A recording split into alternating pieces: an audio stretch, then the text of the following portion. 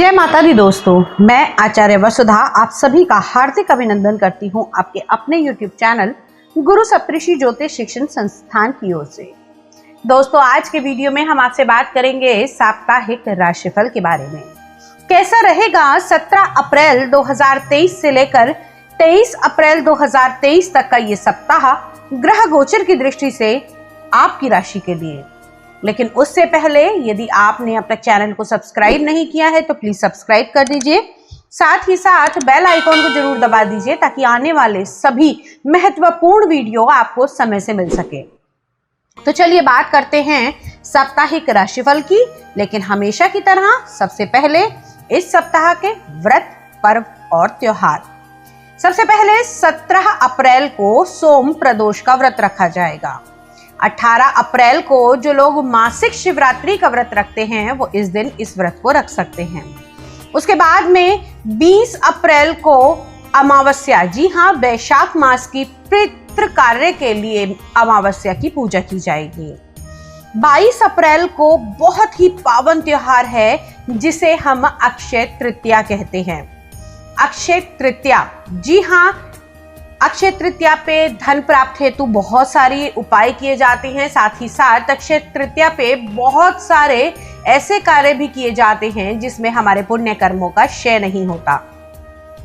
उसी दिन 22 अप्रैल को ही देवगुरु बृहस्पति कर रहे हैं राशि परिवर्तन और आ रहे हैं मीन राशि से निकलकर मेष राशि में।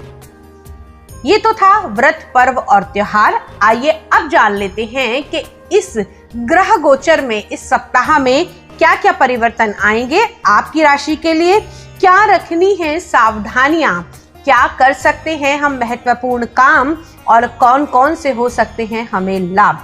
आइए सबसे पहले चर्चा का विषय बनती है आपकी राशि। तो चलिए अब बात करते हैं धनु लगन वाले जातकों के लिए कैसा रहने वाला है ये सप्ताह ग्रह गोचर की दृष्टि से। धनु लगन की अगर मैं बात करूं तो इस सप्ताह आपकी कुंडली के तीसरे भाव में शनिदेव गोचर कर रहे हैं। देवगुरु बृहस्पति आपकी कुंडली के चतुर्थ भाव में विराजमान है। यही राशि परिवर्तन होगा और आएंगे आपके पंचम भाव में। सूर्य, बुध और राहु पहले से ही पंचम भाव में गोचर कर रहे हैं। शुक्र का गोचर चल रहा है कुंडली के छठे भाव में।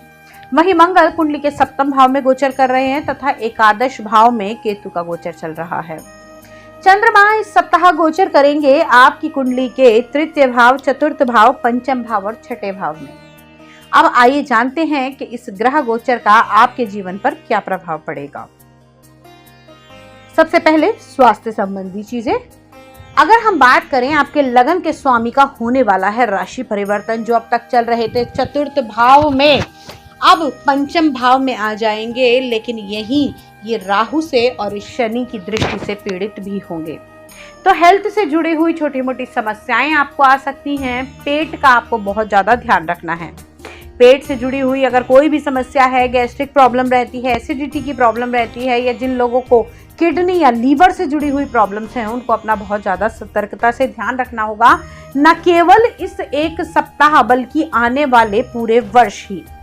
इसके अलावा दोस्तों आप लोगों को एक चीज और बता दूं कि हमारे चैनल पर आपको गुरु के राशि परिवर्तन और सूर्य के राशि परिवर्तन दोनों की ही लेटेस्ट वीडियो मिल जाएंगी। वहां से जाकर आपको क्या करना है क्या नहीं करना वो भी आप देख सकते हैं। तो चलिए वापस विषय की तरफ आते हैं। बात करते हैं आप लोगों की इस सप्ताह के राशिफल के बारे में। कहीं ना कहीं आपके अंदर इस सप्ताह थोड़ा चिड़चिड़ापन हो सकता है। अपने आप को थोड़ा कंट्रोल करके चलें। चीज़ों को बहुत सिस्टमेटिकली वे में करें। किसी भी प्रकार की उत्तेजना, किसी भी प्रकार का आक्रोश आपके बने बनाए काम को बिगाड़ सकती है। इस सप्ताह अगर हम इन्वेस्टमेंट की बात करें तो किसी भी बड़े इन्वेस्टमेंट को करने के लिए आप लोग अगर सोच रहे हैं तो उसमें किसी की सलाह अवश्य लें। 22 तारीख से पहले अगर ये इन्वेस्टमेंट होता है तो बहुत अच्छा है। अगर उसके बाद में करना चाहते हैं तो कुछ चीज़ों को देखकर ही आपको ये निर्णय लेना चाहिए। इस सप्ताह में आपको अपनी हेल्थ की ऊपर तो बहुत ज़्यादा ध्यान रखना है। साथ ही साथ इस सप्ताह में आप लोगों को अगर हम बात करें कि देवगुरु बृहस्पति जैसे ही पंचम भाव में आएंगे तो यहाँ पर पीड़ित भी होंगे और सबसे बड़ी बात, पंचम भाव संतान का भाव माना जाता है। तो इस सप्ताह आप लोगों की संतान के कैरियर को लेकर जो चिंताएं चल रही थी उसमें थोड़ी बढ़ोतरी हो सकती है। आपको ऐसा लग सकता है कि चीज़ें अब मेरे कंट्रोल से बाहर जा रही हैं, अब मैं नहीं कर पा रहा।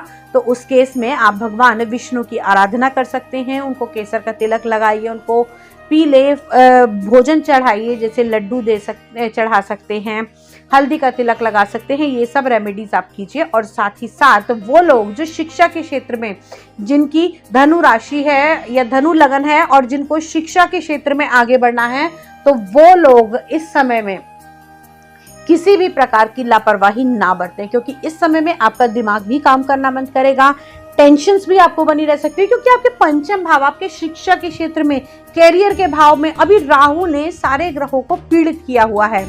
जहां सूर्य राहु का ग्रहण योग बना है, वहीं सूर्य बुध और राहु का जड़ बुद्धि योग बना है, और गुरु और राहु का गुरु चंडाल योग बना है। तो अगर हम बात करें तो पंचम भाव आपका फुल्ली डिस्टर्ब है। प्रेम रिलेशनशिप आपकी जो चल रही है, आपके जीवन साथी के साथ भी कुछ अनबन हो सकती है। किसी भी प्रकार की आप ऐसी कोई एक्टिविटी ना करें जो अनएथिकल हो। आपको अपने पार्टनर के प्रति पूर्ण निष्ठा और पूर्ण ईमानदारी से रहना चाहिए, क्योंकि हो सकता है अगर आपकी छोटी सी लापरवाही, छोटा सा झूठ, छोटी सी कोई ऐसी बात आपके जीवन साथी को इस समय लग जाए और आपके रिलेशन खराब हो सकते हैं। सप्तम भाव में मंगल का गोचर चल रहा है। जीवन साथी इस समय बहुत ज्यादा आक्रोश में हो सकता है, गुस्से में हो सकता है, उत्तेजना में हो सकता है। वहीं अगर इसको वाइस वर्सा देखें पार्टनरशिप को लेकर, तो इस समय पार्टनरशिप को कंप्लीट करने के लिए आपके अंदर फुल अग्रेशन होना चाहिए। अपने काम को करने में, अपने प्रोजेक्ट्स को कंप्लीट करने में आप लोगों को ये मंगल हेल्प कर सकता है। साथ ही साथ जिन लोगों को शुगर की प्रॉब्लम है या फिर यूरिन से जुड़ी हुई कोई भी दिक्कतें चल रही हैं, उन लोगों को अपना हेल्थ का ध्यान रखना चाहिए। समय समय पर प्रॉपर चेकअप भी करवाना चाहिए। परिवार की दृष्टि से ये सप्ताह आपके लिए शुभ रहेगा। पूरे कुटुंब के साथ में कुछ धार्मिक यात्राओं का अनुष्ठान भी हो सकता है, कुछ यात्राएं भी कर सकते हैं आप। यात्राएं आपकी सुखद रहेंगी, अच्छा अनुभव होगा, लेकिन कुछ चीज़ों को आपको बहुत ज़्यादा ध्यान रखना होगा। जैसे अपने दाम्पत्य जीवन को सुखी बनाने के लिए आपको इस समय में देवगुरु बृहस्पति की भी अर्चना करनी चाहिए। अब अगली बात करते हैं आपके व्यवसाय की। तो दोस्तों, अगर नौकरी चेंज करने के बारे में सोच रहे हैं तो अभी बिल्कुल मत कीजिएगा, टाइम सूटेबल नहीं है। किसी भी प्रकार का बड़ा फाइनेंस अगर अपने बिजनेस में लगाने के लिए सोच रहे हैं तो इस समय परिस्थितियां इतनी ज़्यादा अनुकूल नहीं हैं। थोड़ा सा रुक कर, थोड़ा सा वेट करके अगर आप करेंगे तो ज़्यादा बेटर रहेगा। किसी भी कैश के लेन देन को लेते समय पूरी सावधानी बरतें, और साथ ही साथ इस समय में अपने बॉस से किसी भी प्रकार की अनबन ना होने दें, अन्यथा आपको उसका गुस्सा झेलना पड़ सकता है, उसकी डांट को झेलना पड़ सकता है, जिसके कारण आपका मॉरल सपोर्ट जो है आपको मिल रही है वो खत्म हो सकती है, आपका मॉरल डाउन भी हो सकता है। तो कुछ चीज़ों में सतर्कता बरत के चलेंगे तो ये सप्ताह आपके लिए बहुत शुभ रहेगा। लकी कलर इस सप्ताह आप लोगों के लिए रहने वाला है रेड मरून कलर, और लकी नंबर आप लोगों के लिए रहेगा नंबर 9। दोस्तों, ये तो था आपका साप्ताहिक राशिफल, लेकिन हर व्यक्ति के अलग कर्म हैं, अलग ग्रह हैं, अलग नक्षत्र हैं। गोचर का प्रभाव निश्चित तौर से आपके जीवन पर पड़ता है, लेकिन क्या, कितना, कब और कैसे, ये सभी आपकी अपनी व्यक्तिगत कुंडली पर निर्धारित करता है। यदि आपके जीवन में कोई ऐसी समस्या है जिसका समाधान आपको नहीं मिल पा रहा है, या फिर मैं कहूँ कि ऐसी चीज़ें जो आप चाहकर भी नहीं समझ पा रहे हैं, बहुत ज़्यादा मेहनत कर रहे हैं, रिजल्ट नहीं मिल रहे, बहुत ज़्यादा कोशिशों के बाद भी सफलता हासिल नहीं हो रही, या काम बनते बनते लास्ट में आकर बिगड़ जाते हैं, तो हो सकता है कि आपके ग्रह नक्षत्रों की कोई ऐसी चीज़ हो जो आपको समझ में नहीं आ रही है। तो घबराइए मत, हम यहाँ पर आपकी हेल्प करने के लिए तत्पर हैं। आप हमसे ज्योतिषीय सलाह ले सकते हैं, tarot card reading, numerology, astrology, ये सभी करवा सकते हैं, लेकिन उसके लिए आपको स्क्रीन पर दिए हुए नंबर पे कॉल करना होगा, अपॉइंटमेंट फिक्स करना होगा। तो देरी और दूरी किस चीज़ की है? फ़ोन उठाइए, नंबर घुमाइए, नंबर लगाइए और बात कीजिए। आज के वीडियो में इतना ही। अगले वीडियो में आपसे फिर से मुलाकात करूंगी। तब तक के लिए जय माँ भगवती।